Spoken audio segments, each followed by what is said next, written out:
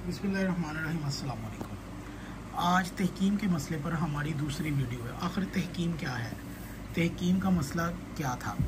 खुतबा नहजुल बलागा का खुतबा नंबर 35 सफ़ा नंबर 175। पिछली वीडियो में हमने तहकीम पर आपको अमीरुल मोमिनीन का पूरा फरमान जो तहकीम के मसले पर था हमने आपको पढ़कर बताया। आज उसकी तशरीह बताते हैं और बताते हैं कि तहकीम था क्या।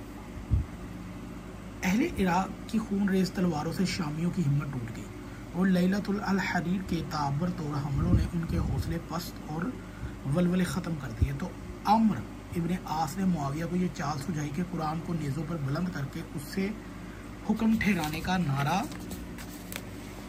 लगाया जाए, जिसका असर ये होगा कि कुछ लोग जंग को रुकवाना चाहेंगे और कुछ जारी रखना चाहेंगे और हम इस तरह उनमें फूट डालकर जंग को दूसरे मौक़ों के लिए मुलतवी करा सकेंगे। चुनाचा कुरान नेज़ों पर बुलंद किए गए। इसका नतीजा ये निकला कि फिर सर फिड़ोने शोरो गुना मचाकर तमाम लश्कर इंतशार बरहमी पैदा कर दी और सादा लोग मुसलमानों की सरगर्मियाँ फतह के करीब पहुँचकर धीमी पड़ गई और बेसोचे समझे पुकारे लगे कि हमें जंग पर कुरान के फैसले को तरजीह देना चाहिए। अमीरुल मोमिनीन इमाम अली अलैहिस्सलाम ने जब कुरान को आलाकार बनते हुए देखा तो फरमाया कि ऐ लोगों, इस मकरो फरेब में ना आओ। ये सिर्फ शिकस्त की रूह सियाहियों से बचने की एक चाल चल रहे हैं। मैं इनमें से एक एक की सीरत को जानता हूँ। ना ये कुरान वाले हैं और ना दीन और मज़हब से इनका कोई लगाव है। हमारे जंग करने का तो मकसद यही था कि लोग कुरान माने और इसके अहकाम पर अमल पैरा हों। खुदा के लिए इन फरेबकारियों में ना आओ। अज़्म व हिम्मत के वलवलों को साथ आगे बढ़ो और दम तोड़े हुए दुश्मनों को ख़त्म करके दम लो। मगर बातल का पुरफरेब हरबा चल चुका था। लोग तुग़यान व सरकशी पर उतर आए। साद इब्ने फत की तमीमी और जैद इब्ने हुसैन दोनों 20,000 आदमियों के साथ आगे बढ़े और अमीरुल मोमिनीन अलैहिस्सलाम से कहा, ए अली, अगर आप कुरान की आवाज़ पर लब्बैक ना कहा तो फिर हम आपका वही हशर करेंगे जो उस्मान का किया था। आप फ़ौरन जंग ख़त्म करवाएं और कुरान के फ़ैसले के सामने सर तस्लीम खम करें। हज़रत ने बहुत समझाने बुझाने की कोशिश की, लेकिन शैतान कुरान का जमा पहने हुए सामने खड़ा था।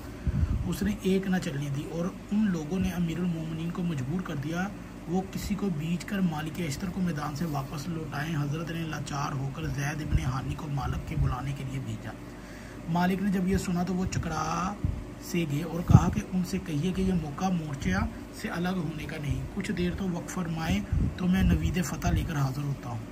यजीद बिन हानी पलट कर यह पैगाम दिया कि तुम लोगों ने गुल मचाया कि आपने चुपके से इन्हें जंग पर जमे रहने के लिए कहलवा भेजा। हज़रत ने फरमाया, मुझे इसका मौका कहाँ मिला कि मैं अलहदगी में इससे कोई पैगाम पहुँचा देता। जो कुछ कहा तुम्हारे सामने कहा।